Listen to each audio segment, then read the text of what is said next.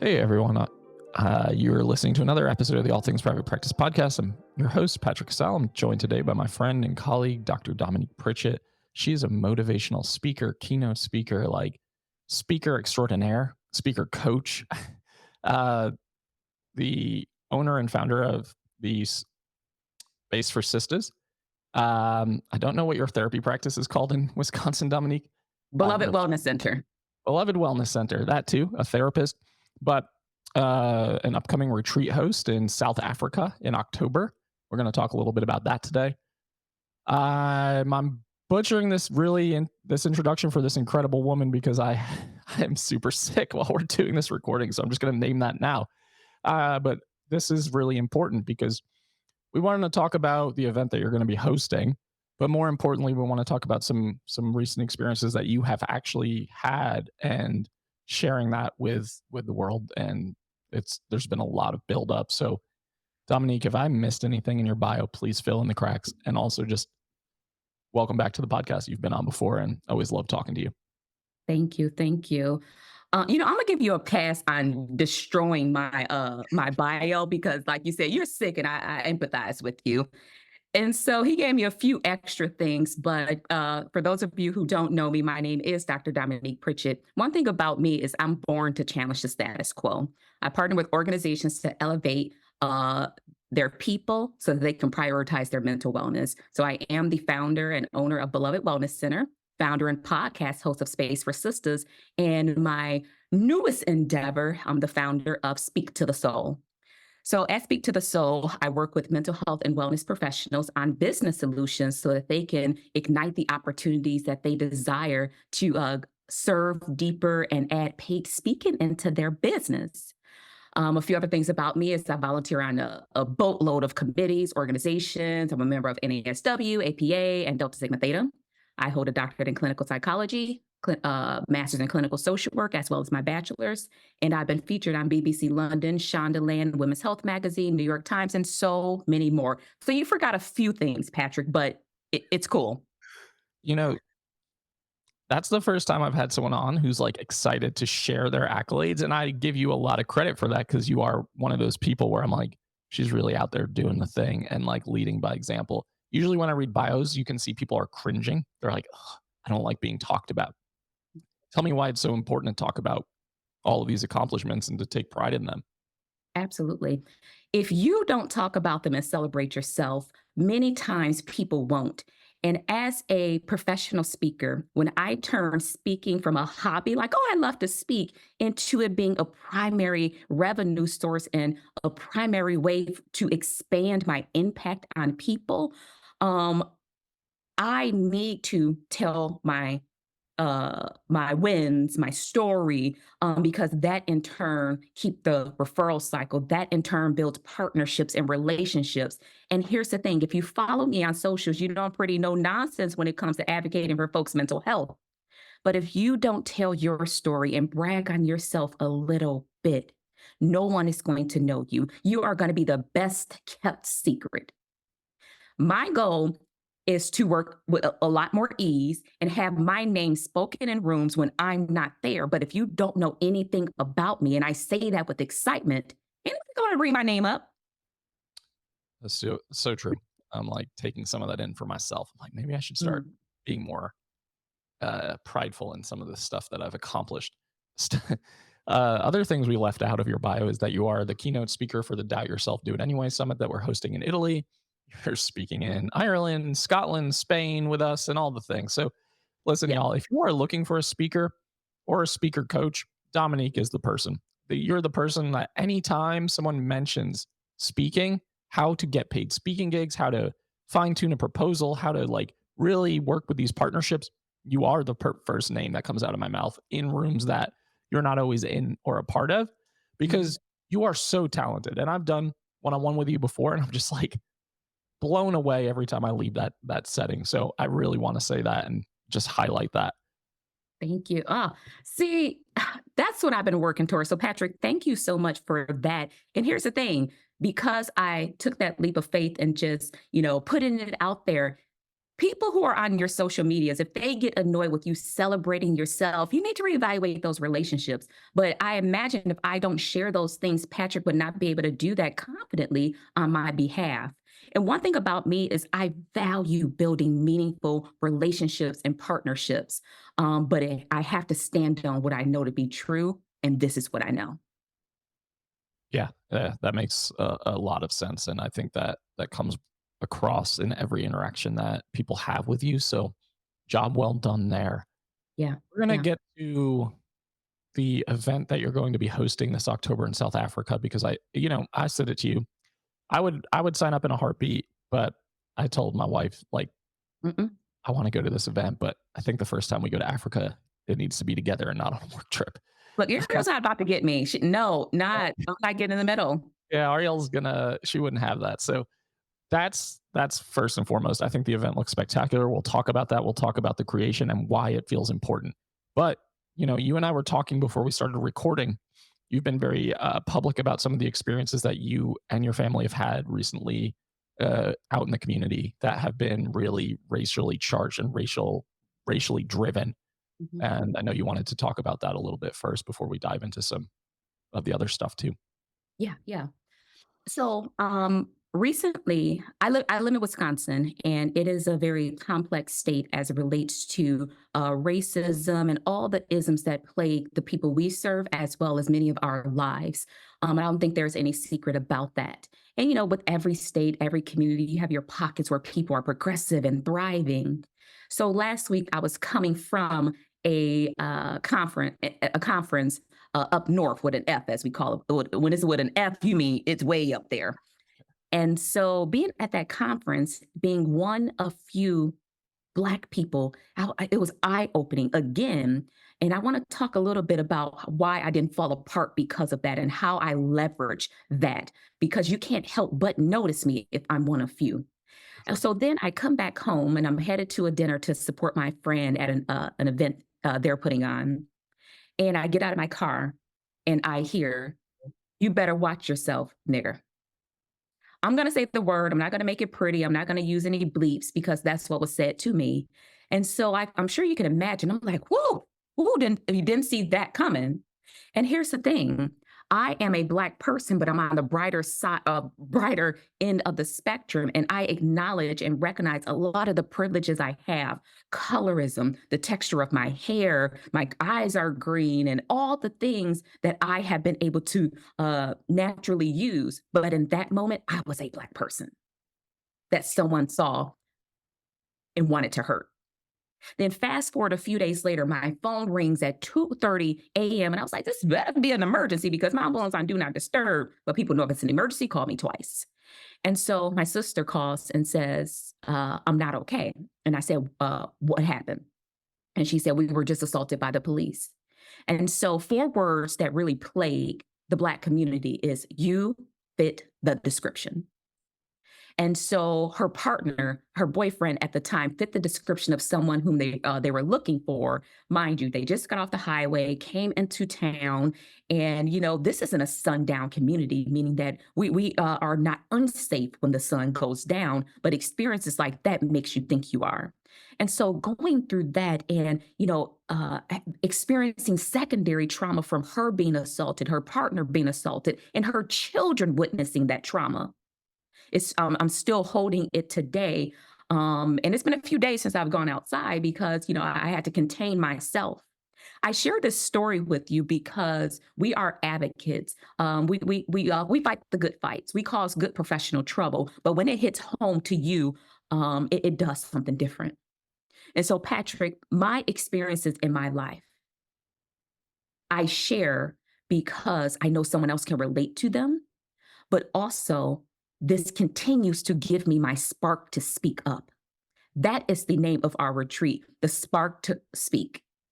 And so, going back to sharing your wins, sharing your story, use your life experiences to give you clarity on what do you speak about, how do you speak on it, and who do you speak for. Yeah. I know I need to heal before I take it to a stage, but it just continues to add value to my resilience and why I'm not going to stop talking and advocating for folks who are disenfranchised. Yeah, absolutely. And I appreciate you sharing that on here too, because I know you've kind of been public on your Facebook. I think when we take it to, other platforms, it's like we really need to make sure that people know this stuff is still happening. Because I think if you look like me, you don't really have to go through life at any time in any setting and be concerned for safety.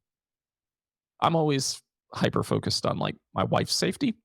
I'm always like scanning the room, and I'm always very aware of like, wow, she's the only black person in the bar, Mm, restaurant, place that mm, we're at. Like, this is so strange for such a quote unquote progressive city, which is problematic in itself. But the fact that you're mentioning the NAMI situation in northern Wisconsin, and I know you've talked before about like examining businesses' values and then pitching them based on their values. So mhm, if you notice, like, let's just take NAMI because I think most people listening know what NAMI is. What is it? The National Alliance of Mental Illness.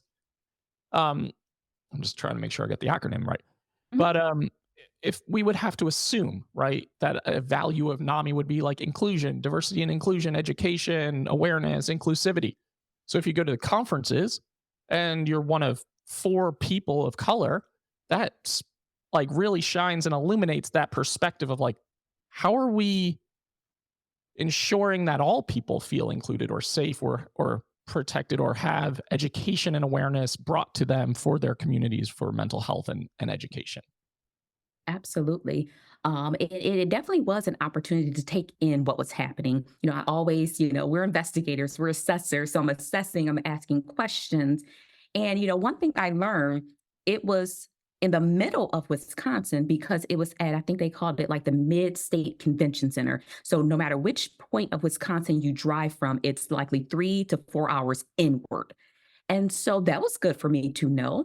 However, when we look at fairness and things like equality and equity, it may require other people to drive a little bit further for other people to feel safe to show up. That three might need to go into about 4.5. And Right. so I did a lot of assessing, a lot of just networking. And I used to be afraid, or I used to be angry about being one or a few or the only person in a room. But like you said, I'll go back and say, I observed this. How can I partner with you so that we can eradicate the impact that I had so other people don't have to experience it? And so when you find yourself in environments, take it in because you never know what might be your next breakthrough as a speaker, as a long term partnership. And here's the thing what we know about NAMI is that they desire those things. What is getting in the way? Right. When you bring this stuff up to executives, to partners, to boardrooms, et cetera, what's the response typically like when you're like, hey, this is just an observation. How can we eradicate this? Mhm. Well, first, it's all in my approach and my delivery because folks don't like to be called out for things like that. I can't imagine they're pleasant. And what do we get? Well, we intended to, or we desired to. I need y'all to be a little uncomfortable with this, first of all. And Absolutely. so it's all in your approach and your delivery. We are curious. We're naturally curious people and professionals as mental health and wellness professionals. And so I wonder a lot. I'm a solution focused therapist, so I spend time wondering what it would be like if we did A, B, and C. What would you need in order to make that happen? Because maybe way up there, y'all, I mean, clearly, y'all don't have maybe certain organizations that need to cultivate that relationship, but down here we got them. Well, how can we build a bridge and a partnership? And Right. so I always approach it through the lens of wondering and observation. For example, I sent one of my strategy clients some pitch templates, and wrote this whole book. I was like, honey, take all of that out. Ain't nobody trying to read that. Right. Okay. The minute they say they feel like they're being sold to, we need to gather the data so that we know how to effectively pitch. Say, hey, I was recently at this conference and I noticed A, B, C, and D. I'm wondering, did you notice that too? I didn't say y'all were racist. I didn't say this and I didn't say that. I need to have a shared understanding that we both are observing something similar. We may not have the same emotional impact. And then, yeah, we noticed it. Then we'll get a litany of reasons of why. And then I can say, one of the areas where I shine is cultivating communities and relationships where people can feel seen and heard. And the goal is for them to walk away feeling emotionally safe. Right. I love that approach because, again, breaking that apart, there's a lot of intentionality there. And you're never saying in that initial like pitch, right, that you're pitching. You're not Mm-mm. like saying, and by the way, here are all the ways I can help, do A, B, C, D, and E. You have to establish that relationship. You have to kind of showcase your expertise and understanding of the issue. Yes. Yeah. And I think it definitely helped that I was a speaker there. So I spoke Right. on the Spark to Speak, and I spoke on that signature topic, and it was focused on burnout prevention for the caregiver, the client, the community, and clinician. And so being able to incorporate that in there, hey, I actually spoke on burnout, and I wonder how, et cetera, et cetera.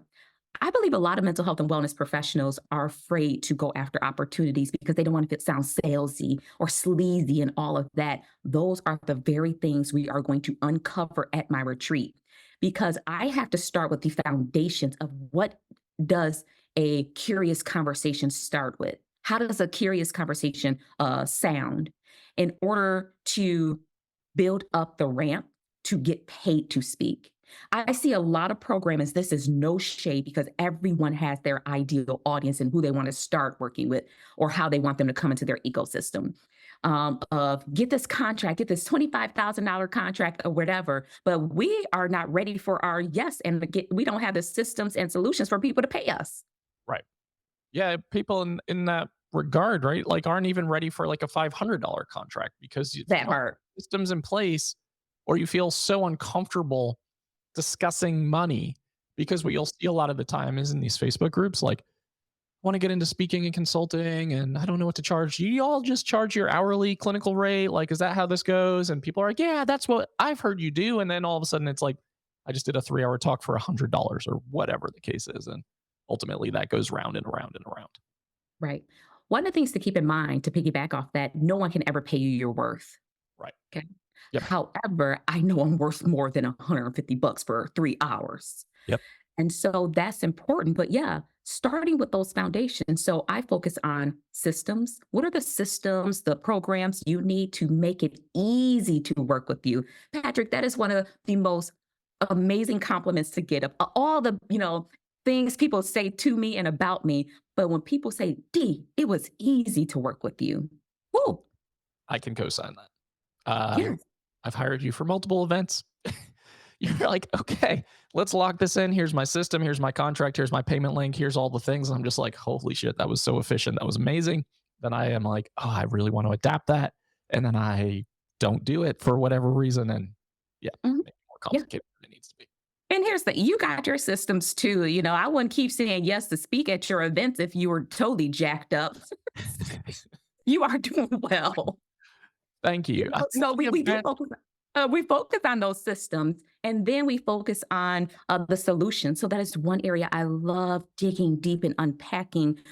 Is what are your solutions to deliver services? Not a one-off speaking engagement, but can you take one concept you have and develop a product of services, a yeah, suite of services? yeah, That's and that can look like so many different things, right? Like different talks that you can do, like a series of talks on a specific topic.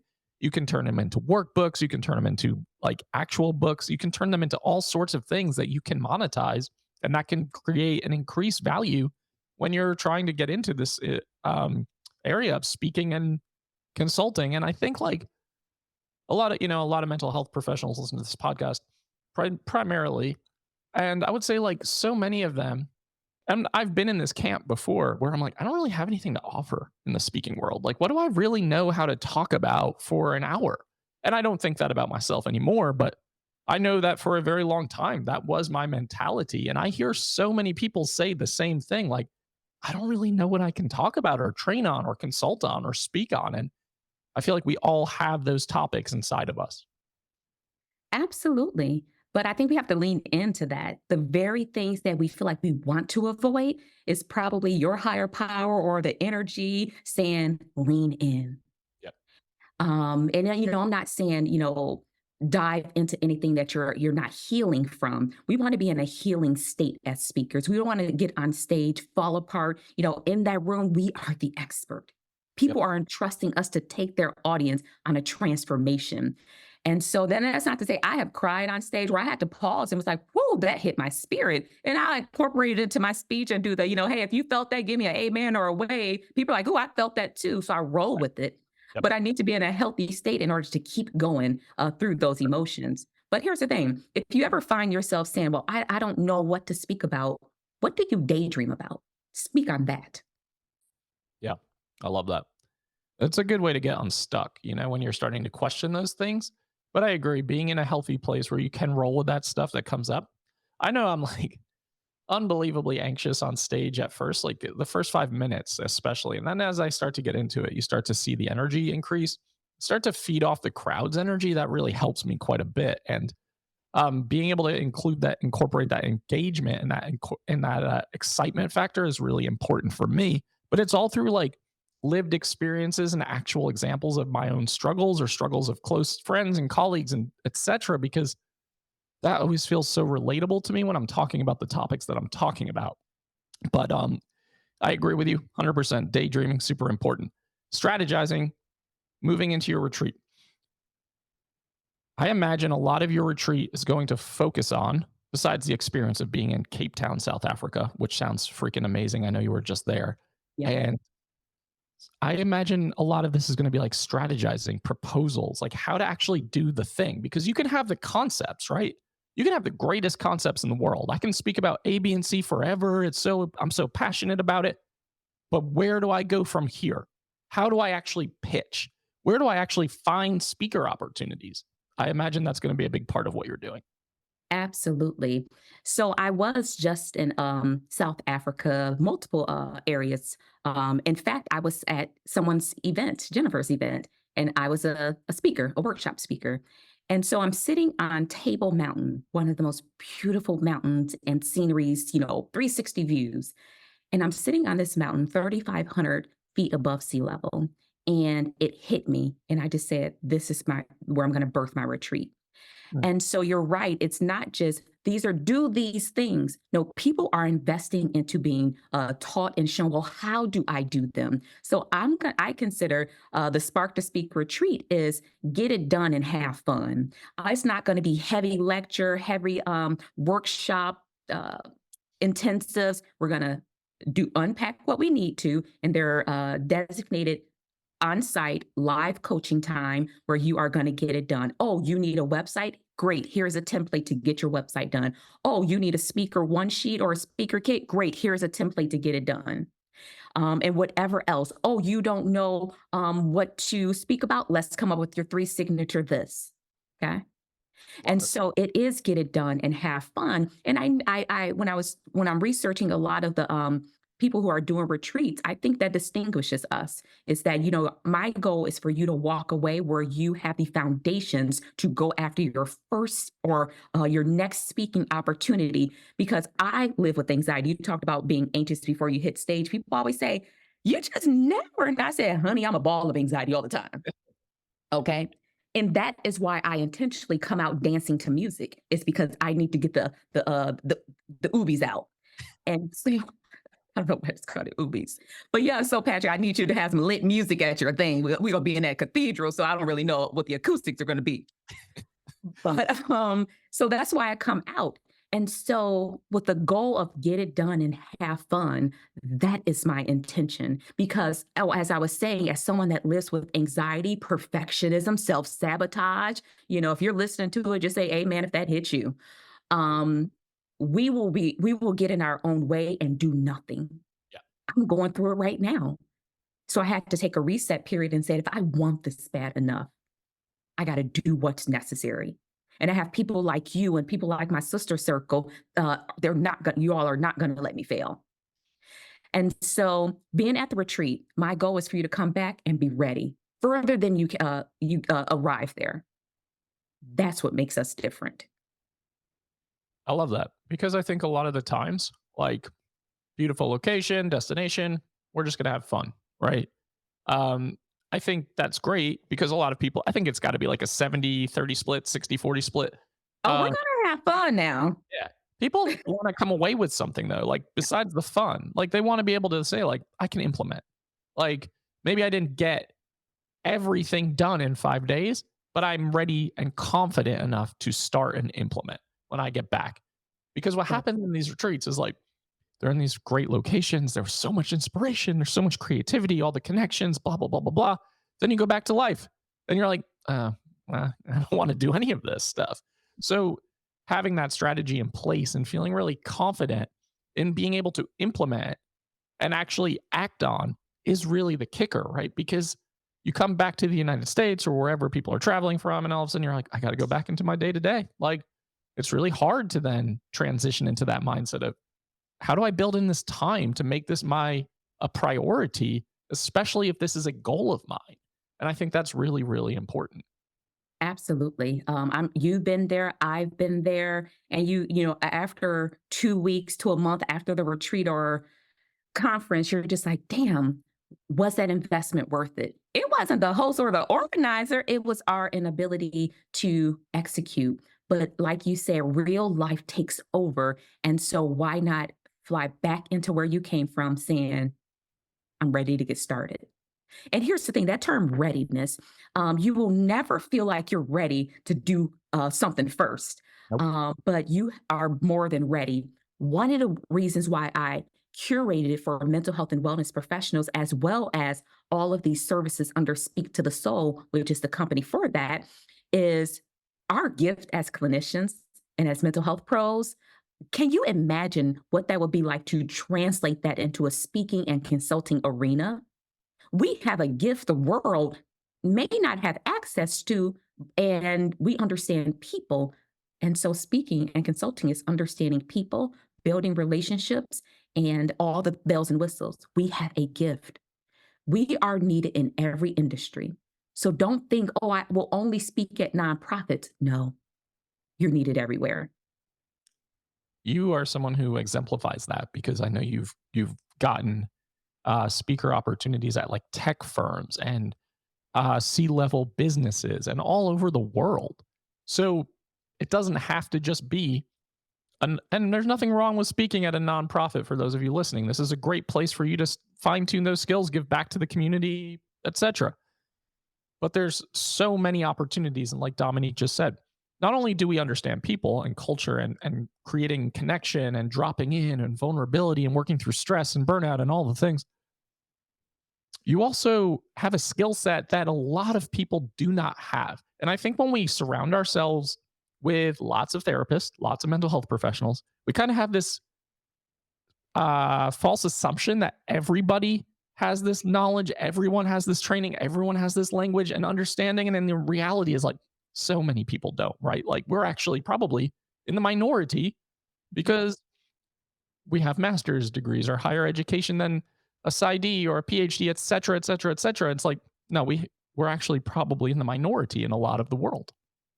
Well, and we've invested all of that time and money and everything else to train our brain to think differently than majority of the world. We have to take in a boatload of information each session or assessment or intake, and synthesize that and make sense to our client. And Mhm. so that sounds like if you were to extend that gift into a consulting arena, you go in, you assess, you gather the data, you present it in a whatever findings and say, this is how I can help you address those issues. The same way you would say, tell a client, based on what you shared at your intake, I do believe I'm the right provider for you. And this is why. Absolutely. Okay. I love And that. I want to speak on there's nothing wrong with speaking at nonprofits, but one of the things I understand in all my research on speakers is people believe one, nonprofits can't pay. That is false. Yep. And two, they equate speaking at nonprofits to their worth. I'm only worth what I believe nonprofits can pay. Yep.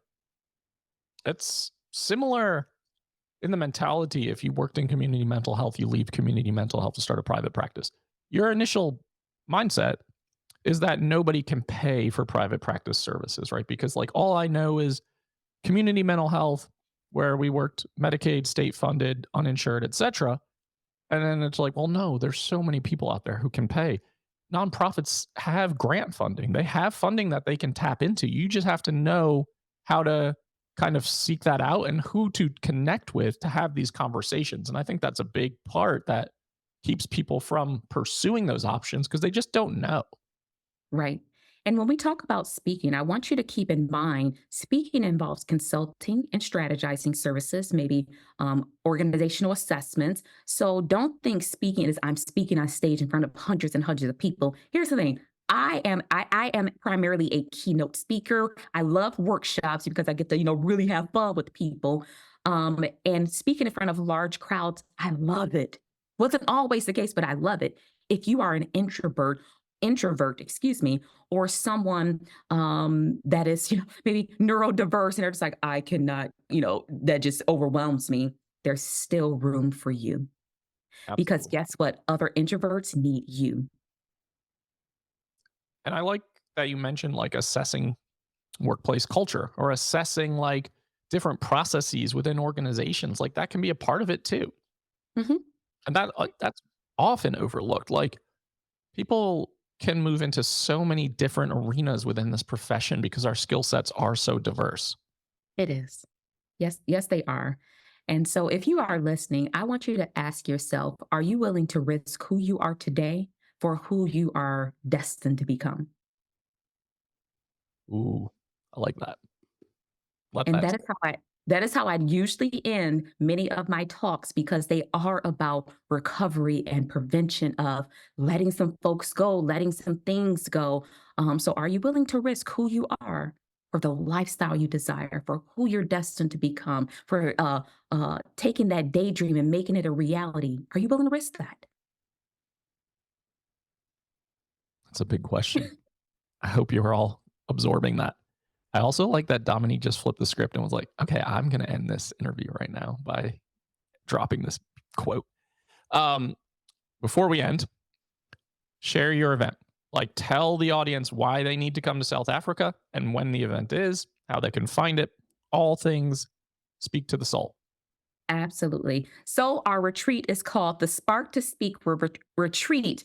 We will be in Cape Town, South Africa, October 14th through the 19th. And if you are a runner, they're having a 10K and some other races on the 19th and a marathon on the 20th, which I'll be running in. It's not public yet, but that's where I'll be running it. So it's October 14th through the 19th, and we'll have, about 3 days of workshops, on-site coaching, intensives, fireside chats, and get it done. And then we're going to have retreats. So our gift to you will be covering 3 group excursions, 3 group dinners. So to take that off your plate, you can head to bio dot speaktothesoul.com. You can see our packages, room selections, and all the other accompanying amenities that we'll offer. We will be staying at a waterfront hotel that overlooks the ocean, that can you can see the mountain in the background. And so to be around that beautiful scenery, I know you're going to birth something beautiful and amazing. And so we're 5 months and a few days out. Our room selections are limited. We have private and we have shared room. If you are private, you can bring in a guest that's not a mental health pro for an additional fee. You're responsible for your flight, travel, and all the other bells and whistles are on the website. But our retreat is October 14th through the 19th, and it is the Spark to Speak. It is time that you ignite that spark because the world is waiting to hear you. Love it. And that stuff will all be in the show notes so that you have access because I know you only have a couple of spots left. Y'all, if you're listening and this is something that's a goal or a passion of yours, this is the event. I'm telling you, I don't really like to go to other people's events. I don't really I don't really ever do it. If I could do this one, this would be the one that would be my priority by far for so many reasons that we just covered. So, again, all of that information will be in the show notes. Dominique, where can people connect with you on social or in general? Absolutely. So I am at Dominique Pritchett across all social media platforms. I do a lot of business on LinkedIn. I have a fun and I party over on Facebook and Instagram. But if you are in need of any business development services, whether it is strategizing, helping you come up with all of those things I talked about so that you have a foot in the door when you come to the retreat, um, feel free to reach out to me and my team will take care of you to get you on my schedule. But I'm at Dominique Pritchett across all social media platforms and dominiquepritchett.com. Perfect. Dominique, thank you so much for coming on and sharing all of this. This is a great conversation, and I'm just really excited to connect with you and all of these trips and excursions and opportunities. You are an absolute inspiration to this community. So thank you so much. Thank you so much, Patrick. To everyone listening to the All Things Private Practice podcast, new episodes are out every single Saturday on all major platforms and YouTube. You can like, download, subscribe, and share. Doubt yourself. Do it anyway. We'll see you next week.